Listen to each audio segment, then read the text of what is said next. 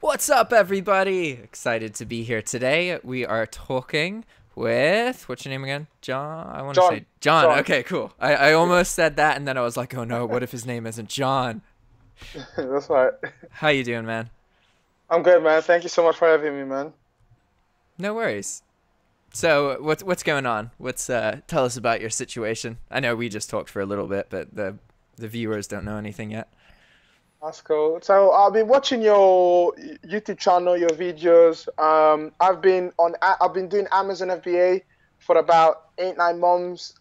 Recently started with one product, which unfortunately didn't go so well because it was more of a seasonal product. At that time, I was using Django Scout, but now we're heading towards the second product. Actually, today I'm gonna got me my business partner. We're gonna look at the sampling for the second product, which we are more confident on.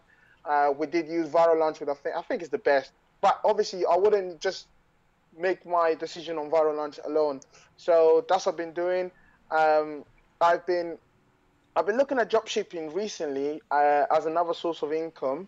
I do have a full-time job, so I really wanted to create an automated a business which I was able to scale. So I've been looking at your system. I've been looking at your YouTube as well, and I thought this sounds really good. I'm from the UK, obviously, so I've been looking at other YouTubers as well. So I looked at Broke to Boss Girl, Becky, sorry. So she's using Hustle Got Real for the UK, which is really connected to UK stores. At the same time, I feel there's not enough analytics as, for example, DSM Tools, which is what I'm using at the moment. I'm having some issue at the moment with how to optimize titles. Really and truly, maybe some of the Chrome extension, for example, what's the Orbello one? So I'm using what's that? The E one. What's the E panel or something? Oh, Forgot the name right. eSync or es? It like pulls ASINs. What Chrome extension? Yeah. Which one is it? The one that tells you if you can do E. Yeah. So the one that no Price Blink. What's that one called? Hold on. Well, it's gonna come up. I'm gonna log into AliExpress. It's gonna shop soon. So yeah, really, how to optimize titles, how to really just something about dropshipping within DSM tools I can use for Mm-hmm. my dropshipping business. So yeah, let's just start with that question first. Cool. So you're an Amazon FBA person. You Yeah, have a business partner, yeah, and you're trying to get into drop shipping, or you're yeah, interested in getting into drop shipping. yeah, yeah. So, do you know if okay, one thing, just a distinction to make is you could Sure. drop ship on Amazon or on eBay. Yeah. Amazon is much more risky. You can lose your Amazon account by drop shipping on it because you're Mm, not supposed to drop ship on Amazon, right?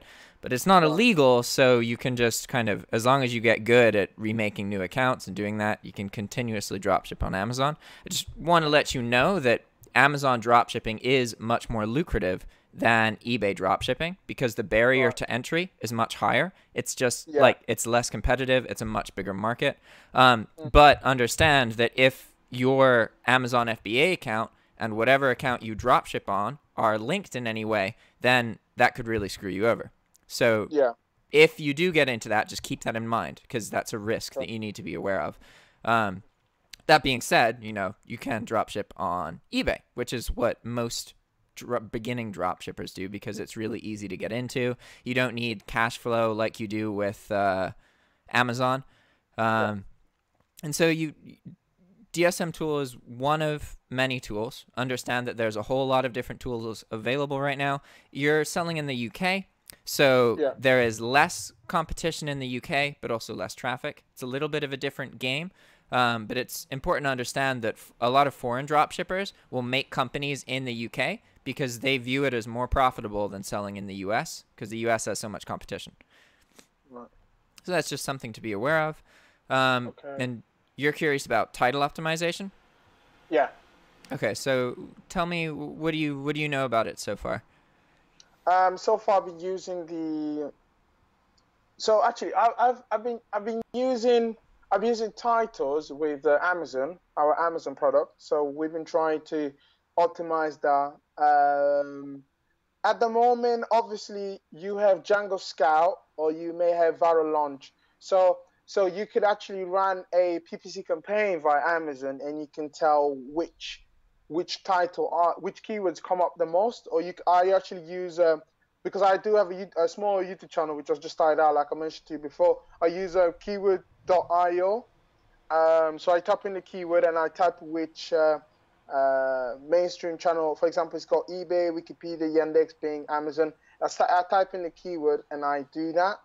So yeah, that's my. But you could actually use Google Analytics, but I haven't tested that out yet. So that's on top of my head right now to test out. What do you think? So on Amazon, you use these tools to do to get feedback on what people are searching for, the specific keywords. Yeah. Okay, gotcha. Because I don't have any experience with FBA. I mean, I know about it because I'm involved with other people who are, but I don't actually know anything about the extension. So I just wanted to confirm that. So one thing that is important to understand with title optimization on eBay is that it's slowly gonna die out because eBay is transitioning towards the buy box. So theoretically, someday, every item on eBay will be a buy box item. Theoretically. It's going to be a while before that happens. So at the moment, there's still an advantage in having good title optimization, right? But it's important that you know that at some point, whether that's a year, 5 years from now, title optimization isn't going to be as important because, there's an item and then 50 sellers for the item. They don't even care about your titles. So the game's changing. Okay. That being said, there's two things to keep in mind with title optimization. The first is what you're already aware of. That's like you add keywords that have traffic so that more people see your item, right? Yeah. You increase your traffic that way. Then the second thing is that on eBay, you're going to have a lot of competitors with your items. So any time that you can do anything to stand out from the competition in your title, that could be good. So it's a balance because a perfectly SEO optimized title, maybe there's already 50 of those. So it's going to help traffic maybe, but you don't stand apart from the rest of them. So, but then again, maybe there's only one other competitor and there's no point in you should use all SEO words because, you don't have to stand out from the competition. So depending on the scenario, you definitely need a balance of both of those concepts, right? And this is why you'll see people going they'll put free shipping or no sales tax, stuff like that in their listing title, because obviously people aren't really searching for that kind of stuff, but it makes it stand out, right? Okay. Okay, cool. So there's a lot of different tools that you can use for title optimization. Nowadays, a lot of the dropshipping softwares have a built-in keyword thing, so you type in relevant keywords, then it adds other ones, right? There's a program, an old school program you can use called Title Builder, I think. Let me see real quick. Title Builder, I think. And it's just really, really, really basic market research. You type in, here it is. I'll send you a link to it. Cool. You'd type in 2 to 4 keywords, something like new Canon camera, right? And then it'll show you okay, here are popular keywords related to that. Here are other searched words that people who searched for that searched for, and then here are words you could add, but not too many people are searching for them. So, let me send that through message 1 second.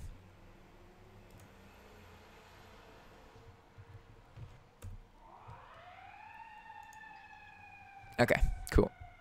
Oh, there you go. Cool, sweet. Aside from that, so there are like I said, this tool is just an example. You can imagine that there's between 3 and 10 of these available. Some of them are going to be more up to date. Title Builder is really, really old school. It's been around for a while.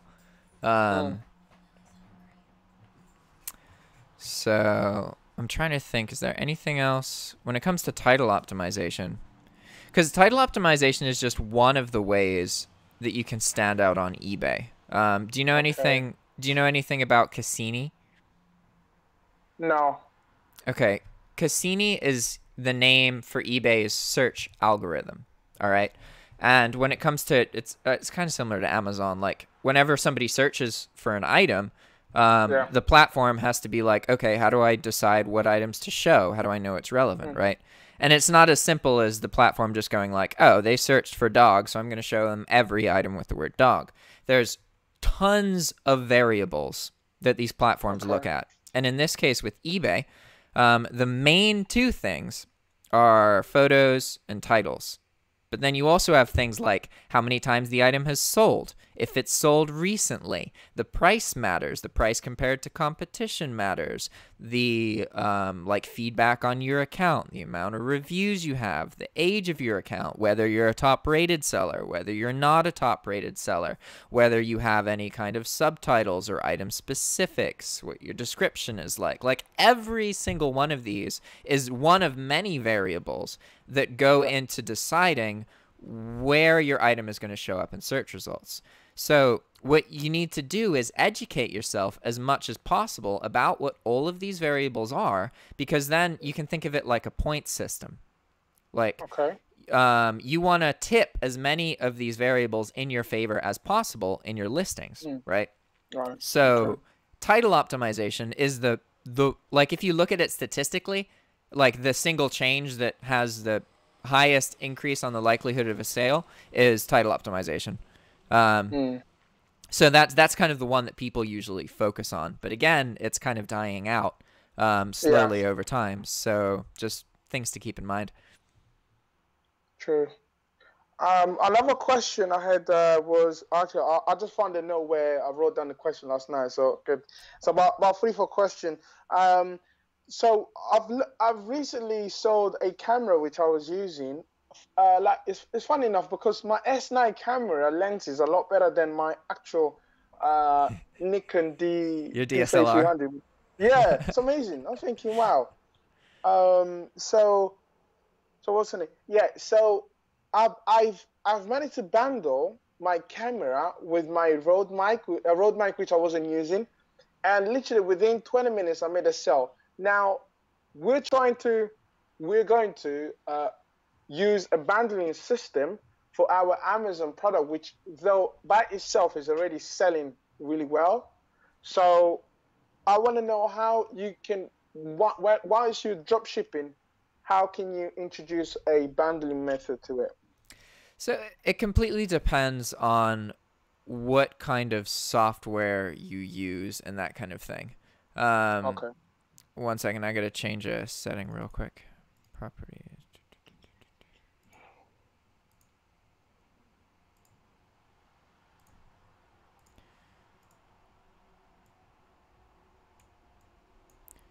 All right, there we go. So this goes into another topic that we should cover, and that's virtual assistants. Okay. When you're doing bundling, there are some software that you can use to keep track of it. The problem is that if you have a bundled listing, you then need to look at the price of 2 individual listings and add that price up. And if one of those items goes out of stock, then your bundle's out of stock, right? So very few repricers will work with bundled items. I think that DSM Tool is actually trying to do that, or it already does. I know that there is one software suite that is focusing on being able to track bundled items. Bundling items is something that people do. It's something because there's less competition, right? By adding the 2 items together, you create an item that not many other people are selling. And sometimes you can save on shipping costs and that kind of thing. But again, what matters is having virtual assistants. Honestly, whether that I view having access to a team or having a relationship with one other VA as the single biggest thing that you can do for your business, whether you're drop shipping. If you're doing anything online, the second that you have a team of virtual assistants you can just be way more profitable doing things that other people can't, just because instead of having 24 hours a day, you can have 50 hours a day or 200 hours in a day. Like, and it's so easy to leverage that to make money. And I regularly encourage people to not focus too much on the drop shipping and focus on developing a relationship with virtual assistants, whether that's like just getting experience using them for drop shipping. In my case, I focus on having much more personal relationships with my VAs because I want them to be committed to me, and for me to be committed to them. I want them to feel like my success is their success. And so, like, my VA, I have a much more personal relationship with. I ask him about his life. We share, like, what's going on in our personal lives, that kind of thing. I understand that that's not for everybody, but from my perspective, that is the best thing that you can do, because once you have virtual assistants and you have access to that and you have, like, reliable VAs, you can pay somebody $4 an hour and be giving them a really solid job. Like, I lived in Nicaragua for 9 months, and before I lived there, I thought that paying somebody $2, $3 an hour was, like, unethical. I just thought that was abusing people. But after living in Nicaragua and understanding, like, holy crap, like, my Nicaraguan friends, if they have, like, a $600 a month job, they're, like, more well off than most people there. Wow. Like, my rent for a 2-bedroom house was $200, and that was expensive by local standards. Like, most of them paid between $50 and $100 for their rent a month. What? Wow. And that's what I'm saying. Like, with virtual assistants, ideally what you have is you have like 2 or 3 college students in a country like Nicaragua, Morocco, the Philippines, because their English is going to be better. They're going to be more tech savvy. And you can they will be incredibly motivated to work with you, even though you're paying them what you feel is like abuse, right? But and then say that you're willing to go past that. You want to pay them like $5 or $6 an hour. You're talking like college degree amounts of money. So which virtual assistant company would you recommend? Someone who's just starting now, who's using DSM Tool, is from overseas dropshipping. It depends what you're trying to go for. If you want a more personable relationship and something more long-term with your VA, then I would encourage you to try and find a VA directly and work with them through PayPal. So you can do this by, like, posting a video on my channel or like joining Facebook groups saying you're looking for VAs. The advantage to this is that you can pay them less and they'll get more. Whenever you hire a VA from a platform, that platform is going to be taking at least 10% of the payments that you send to the VA. So that's something to keep in mind, right? Because once you have the VA, what's the point of paying the platform?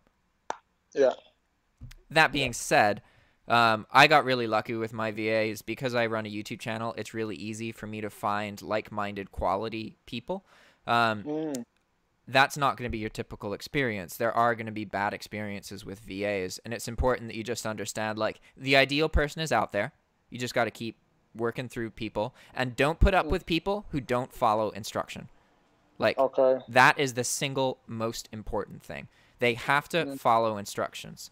So I just went over, like, how you would go about getting a VA if you want that more personable relationship. But if you want a more typical VA experience, then you can use a website like Upwork, or even Fiverr in some situations. Another one that people really have a good experience with is onlinejobs.ph. And that is all Filipino workers. And the Filipino culture has a very intense work ethic. Like, I had Filipino friends in high school, and it was like, that's just a part of their culture, is like, they are much more likely to be hard workers than a lot of other people, like in the States at least. But so you can use a website like onlinejobs.ph for anyone listening. That's ON, or just onlinejobs.ph. You have to pay a monthly fee is the thing, right? So a lot of people will poach the VAs. So they start with the platform, and then they take it off the platform and start paying them directly through PayPal.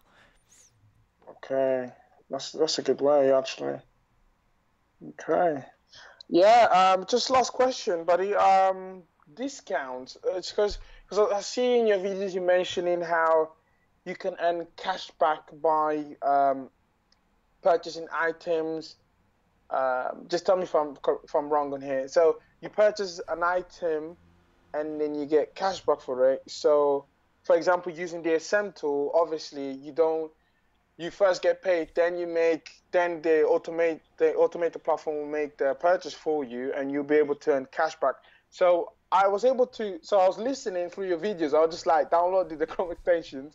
So yeah, how would you recommend someone starting now in terms of cashback? Because I'm not really familiar with cashback, So yeah. Gotcha. So you're in the UK, and I'm not sure exactly how cashback works in the UK. Okay. I don't have a whole lot of relevant experience. That being said, I can share quickly how it works in the US. In the US, typically, if you're auto ordering, you're not going to get the cashback. Some services will allow you to sign up the cashback and get cashback for your ordering services. But a lot of the auto ordering services, like, that's how they finance it. They pay VAs to place the orders, and then they use the cashback, right? But so we need to take a step back and address how cashback works. So pretty much, instead of going to Walmart.com, you go to cashbackwebsite.com, and then you go like, okay, I'm going to go to Walmart. And so you type in Walmart on the cashback website, and then you click on the link, and then you go to Walmart through that link. But now Walmart's like, oh, you came from the cashback website. Okay, so I'm going to give a percentage of this transaction to the cashback website. Then after like 90 days or however long, as long as there's been no return or that kind of thing, then the cashback website is going to give you the money that you get from the retailer. So you can use cashback pretty much any time you spend money online. And you can usually also stack it with gift cards. So imagine that you can get $100 worth of Amazon gift cards for $90 or something like, or Amazon's a bad example because it doesn't have cashback. So let's use Walmart. Imagine you can get like $95 or $100 worth of Walmart gift cards for $95. You're saving a bit of money there. And then also you can fund the transaction itself by using the cashback tab. So you get the cashback and you can get the gift cards on the other end. So it stacks, but it doesn't always stack. Some websites don't allow you to get cashback on gift card purchases, but a lot of them do. So. Interesting. Yeah. Yeah, that's it from me, buddy. For now, as I'm starting, I'm on a journey. So I was able to list 2 products today. I'm going to meet my business partner to see the sampling product for the Amazon, and I'll just carry on this as I get along, really. Because right now, at the moment, I'm actually a trainee business teacher, so it's fun, like being in the classroom and actually taking action. Is 2 completely different words. So, but I'm learning. You know what I mean? So applying the knowledge is very different from learning vocabulary, learning certain terms. Obviously, there is some appliances there in the classroom that I do take. But definitely, this has been such a pleasant conversation with you, Matt. Thank you so much. No worries, man. It was great to hear from you. Good. Thank you. All right. See you later. Ciao.